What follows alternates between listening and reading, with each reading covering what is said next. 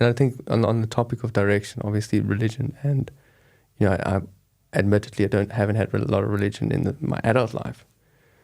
So I've sort of come this way, and finally found it again, I suppose. Because you need to structure, I suppose, what journey you're on, and that nice community. Otherwise, you are alone and a bit sort of wandering around in the darkness. Asking these big questions and potentially, are you ready for the answer, which is very scary.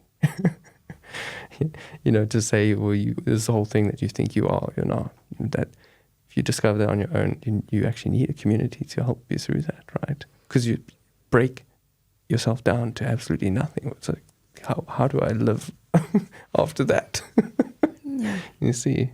Yeah, there's association is 80% of the journey. We were discussing that in the car, and I've lived that experience. I can really say that getting through it, you need people who can help from a platform of already having been there, from a platform of transcendental knowledge, from a platform of just basic support and mentorship and friendship, absolutely necessary. On the one hand, we're like flying our own plane on the spiritual plane. You're the pilot and you're flying your plane. Yes. But you got to have pit stops and have a professional check out. Is the plane okay? Is everything going all right? Yes, change the oil, change the wheels, whatever needs to be done. Refuel in good association. Yeah. So so necessary. Yeah, I love that one. Religion just means to relink. It means to relink. It's got, obviously, sometimes it's a bit of a word that causes allergic reactions, in today's time. Yes, because it's very divisive. I don't know why we use it to separate each other for some reason, as opposed to unify. And that's me or speaking. Appreciate the vast diversity. I mean, how boring would the world be if there were only... What is your favorite flavor of ice cream, if you do like and eat ice cream?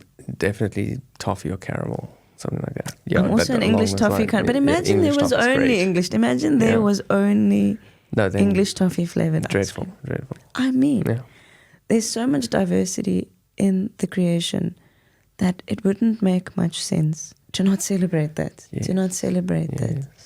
And find that one string that holds all the pearls.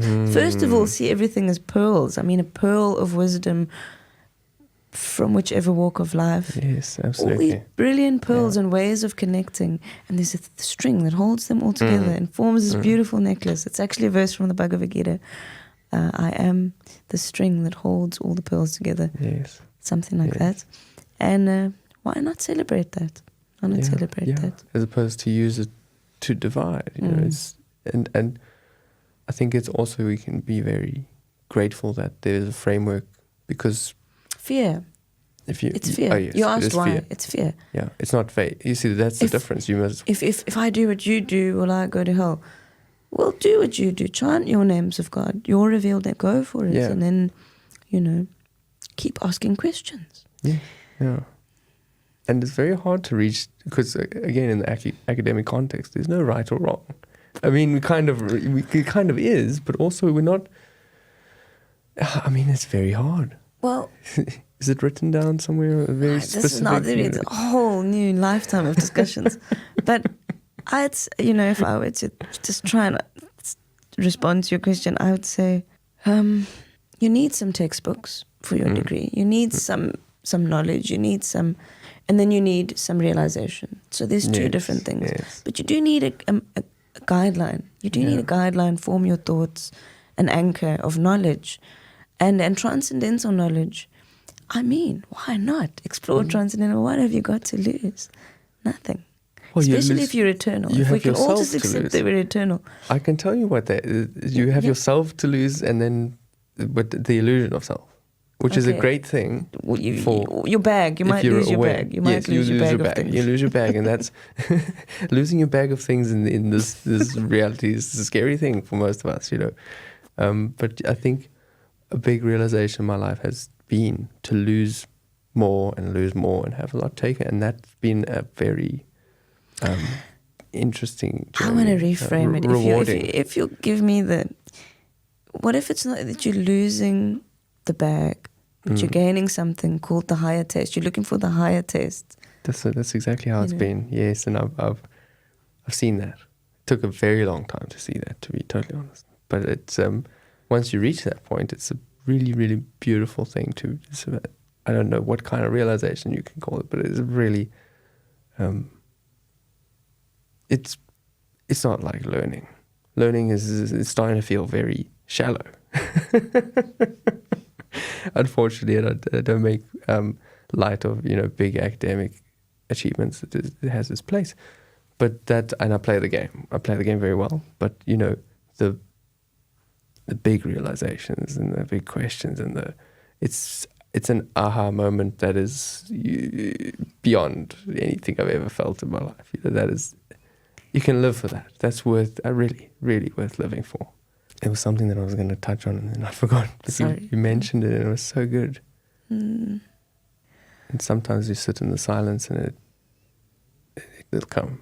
It'll come. The amazing part is that we fill the space with something. Even me, I'm saying stuff because it's not silent. It would be an awkward moment. But it's an interesting also topic.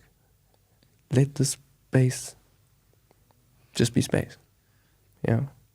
And the loss, so like you say, you lose stuff, but then you can acquire. The loss makes space for for opportunities. Yeah. And I suppose I'm also unlearning. It's interesting, you learn so much, and now I've reached a point where I'm trying to unlearn. And all of my predetermined, I thought I was clever. I'm not clever. I'm so stupid. It's that you reach, and it's not stupid in an insulting way. It's a deep humility and an absolute awe. It's a wonder. Like, wow, this illusion I had that I knew stuff. And that I was this thing or this person. It was like, wow. How? I was fooled. The greatest trick of life. Yeah. And once you flip that page, and on the other side of the page is you're totally open to everyone, everything. You're suddenly allowed to live life as it was meant for you. It's a different meaning altogether, totally different. And it's happened, at least for me, in the last year, I think. And I think a lot of people are a bit confused because I'm changing direction. My career is changing, my life is changing. But I've made the brave decision because I feel better personally. It's not about what you think I should be doing or how I should feel. I would like to feel this thing internally and listen to that. And so that's been my spiritual thing of getting back in touch with that.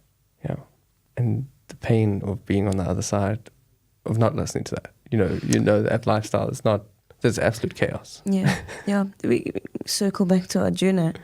And one of his arguments was, well, I don't want to do this duty of fighting as a warrior. And Krishna said, it's your nature. It's what you, it's you. It's not that I'm telling you to do it because you, he said, well, what's your alternative? And Arjuna says, I'll go to the forest and I'll become the yogi, the meditator. He says, you're a warrior. You're not a yogi. You're not a meditator. Yes. This is your path. This is your dharma. This is your nature. Nature. Speaking about nature and what we want to do. And he says, and even if you take that path, because it's what you want and it's kind of your role right now, you will probably end up fighting someone in the forest because you're a warrior. Or the nature will come out. It's really brilliant. So I can kind of resonate with what you're saying, that, the mind may say, I do and I don't, but there's a nature that you have to honor, whether it's the creative nature, the academic nature. And those natures, you don't renounce them, you channel them, you offer them at the altar of transcendence. You offer them at the feet of the Supreme Person and say that this is what I have in this particular lifetime. This is the nature. What can I do with it? What can I do with it? Yes. How can I bring a smile to your face? Yes. They say whenever you see something beautiful in the creation, you should think this is the smiling face of God. Aha. Yes. A couple of side thoughts. But yeah, you offer. Yeah. If it's done in the right, you respect what is given to you and done in the right, I don't know, mindset, I suppose. Yeah. For the right reasons. Consciousness. Yeah, right. Yeah. And it doesn't have to be great, and it can be great. Being materially opulent. Or there's a verse in the Bhagavad Gita that says, Patram pushpam phalam toyam. I'm never good at the second part of Sanskrit verses, but anyway, the English is, if one offers me with love, with devotion, a fruit, a flower, a leaf, or some water, I will accept it. So that's very simple. Yes, that's very simple. That's childlike absolute simplicity. basics, Like, yes. you know how kids come up to you with like a soggy chip. Oh, They've already like munched half of it, and they go, yeah. but you will accept that because why? You know the meaning. There's a love yes, there. yes, There's just a yes. devotion. It's natural. So in the same way, patram pushpam phalam toyam, devotion. Yeah. Just offer with devotion. Yeah. Whether it's the newest breakthrough in medical history or something very simple, according to your nature. Yeah. Just offer that with devotion. I absolutely love that, because it also speaks to the fact that we can start at absolutely any level of existence or resources. You can do it. Like you say, I mean, it might not be a soggy chip if you're an adult. You know not to do that. It becomes refined. You refine your offer. But you still, we're not saying big things, and there's also part of what we discussed in the first episode is small acts of kindness. If that is what you can do and you're capable of doing, some people are empowered to do great things, great minds, great, academics, the medical sciences. Some people can do great things, and some natures are simple. But this verse gives hope that it's simple for the simple. Yes. And it's not about the leaf, the flower, the fruit, the water, or the thesis. It's about the devotion. Yeah, yeah. It's exactly. The heart. And stop trying to quantify based on some sort of level of success that we can measure. It's almost a relative to who I am, relative to me, my capacity, and my mindset at the time of giving it. Because I'm starting to become very aware of giving in the wrong mindset, in the hope that I get some sort of. It's hard to explain almost, but you can, like you said, you did say, giving in the wrong mindsets, but almost feeling like it needs to be me. It becomes I gave. You see, it's not really. It's almost selfish sometimes. I have called myself being selfish and thinking I'm giving and what I'm going to get out of it, and then when, you give even so I actually backtrack, and if it's a smaller thing that's done in absolute pure goodness, I feel way better. And then the big things are like, but why am I really trying to get that done? And it's probably for status. It's probably for status. Yeah, it's a chapter I keep returning to in life, the modes of charity, the modes of operating. So I also keep kind of returning there. And I think, the simplicity of that verse highlights that it's about devotion, it's about love. But the truth is, when you're operating because, you've given so much despite, or when you've reached that platform of gratitude and love, and then you just naturally want to give the best. And the simplicity of the verse is saying that the best could be a leaf, a fruit, a flower, or some water. But in terms of, I'm just trying to reflect what you were saying about not putting yourself into the equation. Yes. I don't think that that's necessary, but you don't want the result in terms of you don't want some fame or prestige, but you want reciprocation because it is about a relationship. It is, especially if we've come to the point of speaking about watering the roots. It's been, when we unpack that relationship with divinity, it's a relationship. And then you are a person. And, like you have a unique fingerprint. Yes. Unique. Right. Yes, Unique. yes. There are no two identical fingerprints. What a design. That's just material. It will eventually disintegrate. It won't exist in a million years. Yeah. This fingerprint won't be physically there in a million years. but it represents something in essence that only you have. Nobody has this one particular flavor that you can have a relationship with God.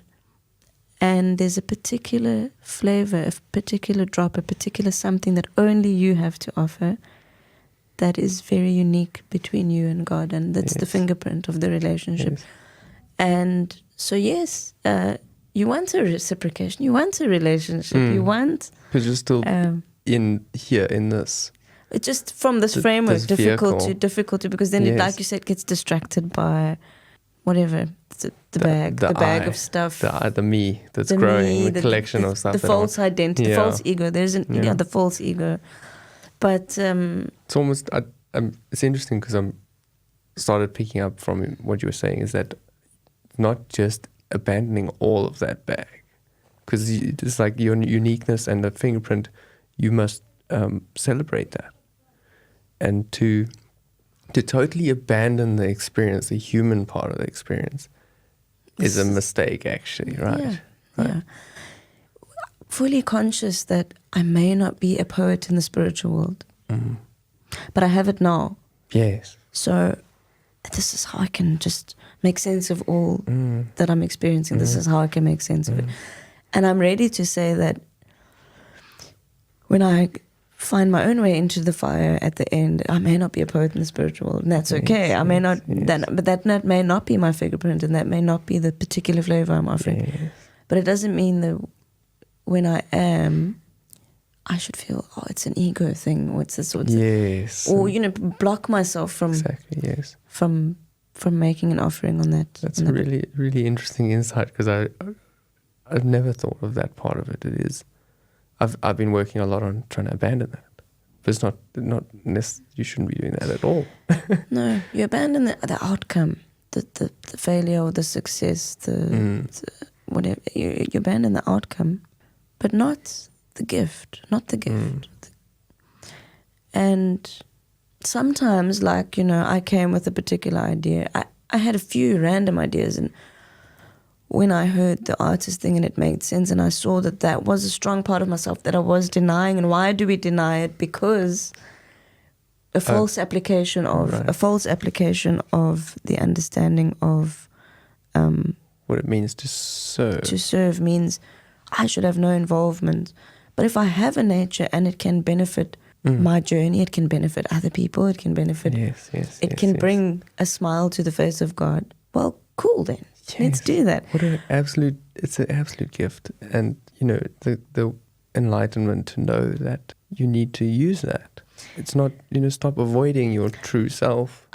If I can pick out what I think you try, it's humility is necessary, the humility aspect. And humility needs such a lot of attention. There's a great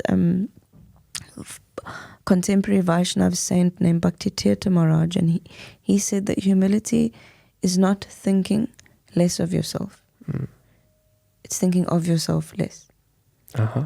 It's not, if I do this and I'm in the center, then no. Of yourself less means I'm doing it to the max, to the best possible offering, the best possible. Let's go back to the leaf, the flower, the fruit, and some water. If you're able to offer a really ripe, beautiful mango because you can reach it on the tree, or you're able to pick it, whatever that fruit is, however you want to unfold what that fruit is, you still want to offer the best one because it comes down to love. It comes down to love, and you want to then do the best. Then your receiving of praise for that is. This is where you go. Okay, is almost hard to. But is it about praise, or you want to see the person that ate it feeling happy? No, that's absolutely far more rewarding. Feeling happy, and they don't have to tell you I'm so happy, or they don't have to give you something back, but just seeing that made them happy. Yes, it made them happy. It's abandonment of outcomes, but then when the outcome is incorrectly placed at some sort of praise for yourself, you want to say no. So let's take it to the other. Okay, let's take it to the other way. Okay, you put an offering on a plate, and Krishna's not happy. This sounds bitter. I don't like mangoes. Sure. Then what? I mean, you did it, like you said, you did it with whatever gifts you have in place, and you did it with the right intention and the right mindset at the time. You have to abandon that reaction. But what's next? So, okay, didn't like the mango, and then what? Okay, well, yeah, suppose. Is it coming back to giving where you're being discernment or not? I'm asking questions I don't necessarily have an answer to. So, okay, discernment. And Discernment, yeah, of what do you like? What do you want? Then you try again. yeah, and again and again. Try again. Yeah. It's another interesting, what do you want out of what you're doing? And far too often we don't think about that. It's we start off thinking what I want, then you go on this journey that might take years. You're doing this thing, and how often do you get the chance to get back in touch with it's quite rare. Do you have an example, like the degree? Or? I suppose the degree was a bit of a blind pursuit for what I thought would make me whole. Yeah. Yeah. And then we can move it, yeah. And of course it's not. It's not. But the illusion that I was led to believe that, you need it to make me whatever I thought I'd become. And of course you become nothing afterwards. I have a close friend that has said exactly the same thing. You have about 3 seconds of fame, and then next thing is... At the graduation ceremony. Yes, exactly. Flip the... And then, almost immediately afterwards, well, that wasn't... I'm not feeling much. There was a bit of an empty victory. No, not. Because then what's next? I suppose if you use it, like we're saying now. Got the tools, so what am I going to do? Yes, what can I do with this gift and what I've just gone through? Yeah. And I think maybe... It doesn't mean if you're going to say, okay, this is not particularly the degree I want, whatever. That's all details. But when you get there, you never... That's why I asked, do you ever reach that perfect service? Have you ever perfected the art of service? No. No, it's an eternal thing. Yeah. Okay. We happy to wrap it up. Yeah. This has been amazing, to say the least. I've really enjoyed it. Yeah, I'm super grateful. And I'm also feeling quite inspired. Yes. I mean, I think, okay, before we wrap up, one of the things that I keep reiterating is we have a lot of these beautiful conversations in private. And I always say the gems that aren't reaching the people that really, really need to hear them. So, like, what happens, unfortunately, is the spaces where we get to share this stuff is an act of service, yes, but maybe a deeper sense of service would be the people who aren't in those spaces. How do we share in that? I don't know how to describe it, but the healing nature of just an honest conversation about this curiosity and mystery around us, and even the pain. And so that's why it's such a gift to have you on the show and talking, to reach more ears, right? And I'm very appreciative even just to talk to you personally. It's amazing. It really is. Thank you, and thanks for holding that space, because as much as I've been given a few gifts along the way to share, that you are holding a space for that sharing to take place, and you're also holding such a presence inside your own heart, and sharing your reflections and sharing your experiences in such a vulnerable way, kind of holding a torchlight up, Yeah. In an era of yes, although it's a lot of darkness. In an era of, it's illuminates a lot of these days. I see at concerts they use phone screens, no more lighters, and in that kind of era, you're holding up this kind of torchlight and saying, maybe there's another direction to this. Maybe, and I'm here. And I'm going to try first. I'm going to be vulnerable. And any...